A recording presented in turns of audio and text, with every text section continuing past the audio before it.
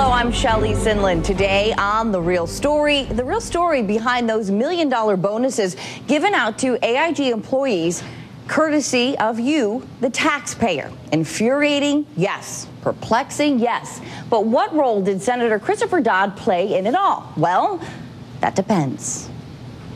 I apologize if I had some confusion about whether or not we wrote it exactly, but I didn't write it at my own behest. Even Dodd's explanation in and of itself is confusing. Did he write the loophole in the stimulus bill which cleared the way for AIG to give out those million-dollar bonuses? Well, according to Dodd, the answer seems to be both yes and no.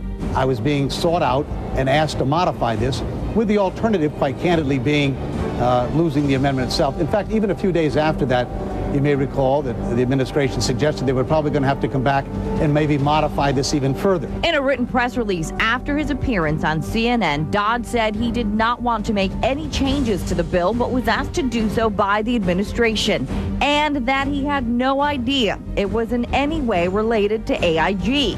This is just the latest controversy, which has Republicans smelling blood, knowing Connecticut's longest-serving senator is more vulnerable than ever.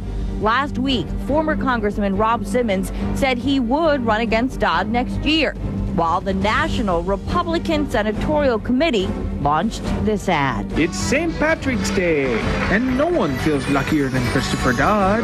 Did you know he owns an estate among the Shamrocks in Ireland? Connecticut must not be good enough for the old lad. The whole Dodd clan even moved to Iowa. Home sweet home. But not as sweet as a sweetheart mortgage deal from his friend Angelo Mozillo. How lucky. And here now to talk more about this latest dilemma concerning Senator Dodd are Mr. Roy Occhiogrosso, a Democratic consultant with Global Strategy Group who worked for Dodd back in 2004, and also State Republican Party Chairman Mr. Chris Healy, who has been spearheading the fight and a lot of the issues surrounding Dodd. So since we heard, well, from Dodd in the piece, and we ended with the Republican political ad, I'm going to let you go first, Roy. How serious is this for Dodd? I don't think it's that serious. I think to get to the point of your show, the real story, let's put this in context. Let's go back to November of 2008 when the AIG bailout package, the first one, was negotiated by Hank Paulson, who was George W. Bush's Treasury Secretary. It was negotiated directly between Treasury and AIG. There were no compensation limits put in there whatsoever. So the bonus problem started back then. That's number one. It's also ironic for another reason. About 6 or 7 weeks ago, when the stimulus package was being negotiated, it was Chris Dodd who led the fight to include compensation limits on executives, compensation caps. And he was being excoriated for it. And now, the irony is, some of those same people are saying that the caps weren't tough enough.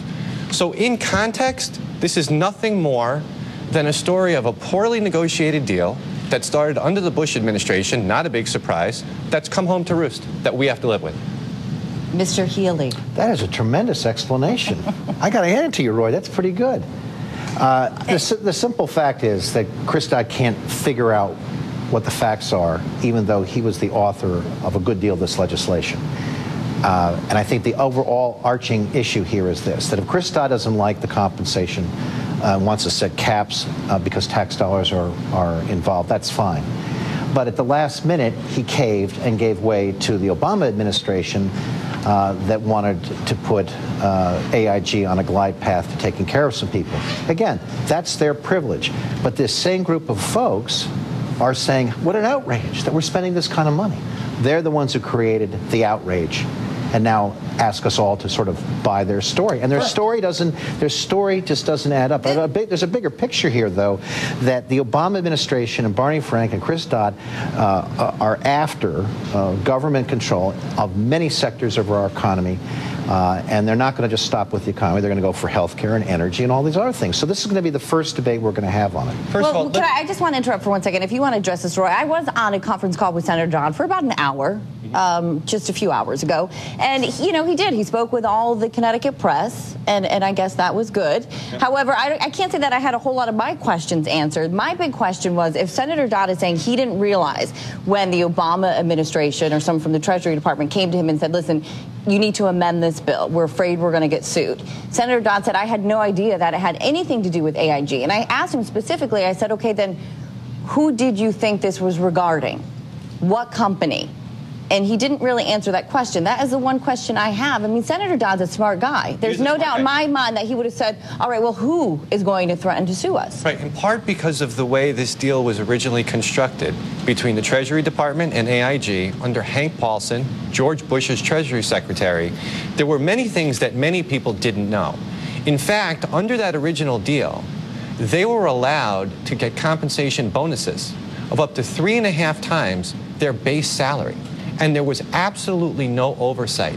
So when the Obama administration apparently came to Senator Dodd and others and said, we cannot undo this deal legally, we are worried the whole thing will fall apart, they were talking about the Bush deal, not anybody else's deal but George Bush's. That's the irony. Why does it always seem to come back to Senator Dodd, though? It's not just the Connecticut press this time. Because Senator Dodd, that's the irony of it. Because Senator Dodd, in pushing for the compensation limits, which in fact, let's back up a second. It does not look like these AIG bonuses are actually going to stand, in part because of Senator Dodd.